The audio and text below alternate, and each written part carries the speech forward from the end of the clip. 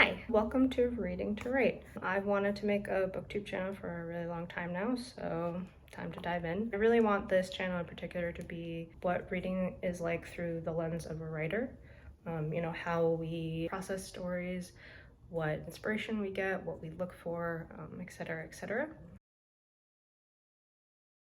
So, hi, I'm Gabby, and I am a writer who loves to read. When I was growing up, Reading Rainbow and Wishbone were two of my favorite TV shows. And Reading Rainbow is actually the reason why I write today. When Reading Rainbow used to be on the air, they would host these writing contests. I entered one, and I've been hooked ever since.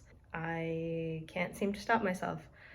Which reading is a little bit of a different story. I used to be an avid reader when I was younger, all up through high school. Classics were pretty boring to read at the time, and I was just so busy with everything else that I kind of tapered off in high school.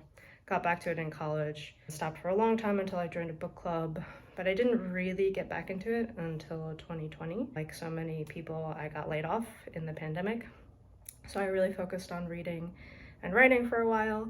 Then I found Booktube, which further fueled my interest in both reading and writing. So here we are.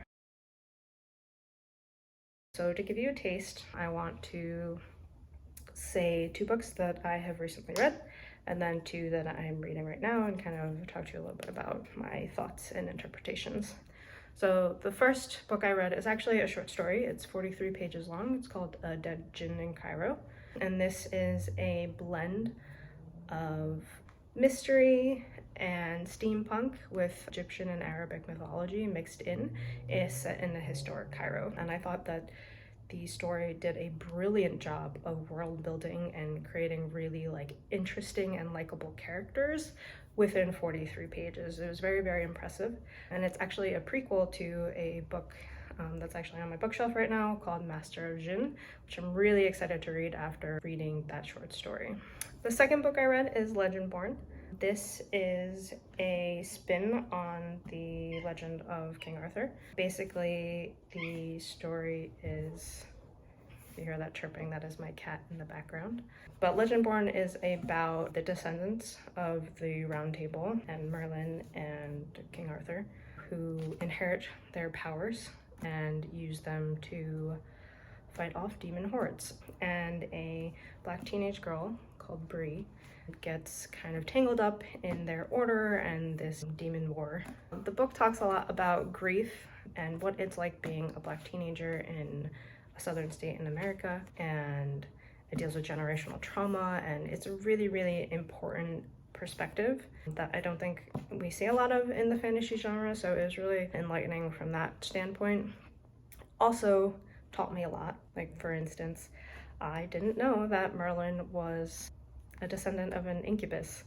I don't know if that was common knowledge and I just didn't know, but that was a fact that I learned, that is actually in the myth of Merlin, which was really cool for me because I may or may not be writing a story about an incubus, and it may or may not have given me an idea.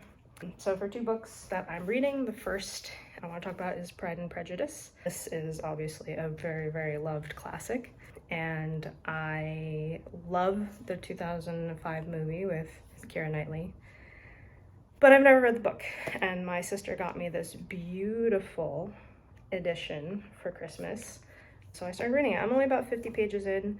It's really cool to see what dialogue that they've taken from this book and included, and then to see some new things that I have not before. I don't really have much to say about it yet, just because I'm 50 pages in, but I'm sure you'll see an update about it sometime in the future.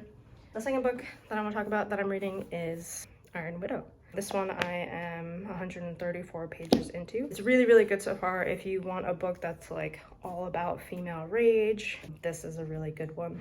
The characters are really cool. The world building is pretty good, although there are elements of it that are missing that I wish that they would explore more, and I'm hoping that they will before the end of the book. I would call this more a sci-fi fantasy because it does have elements of both. It's basically kind of like a historic China meets futuristic technology and mecha, which is giant robots that people power with their chi in this. I don't want to give too many thoughts on it yet. I'd like to give it a proper review when I finish it. But yeah, that is it for this video. Thanks for watching. I hope you return.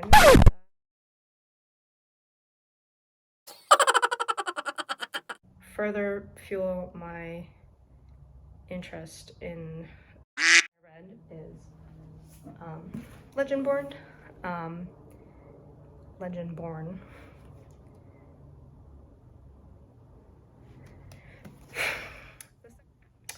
The book talks a lot about.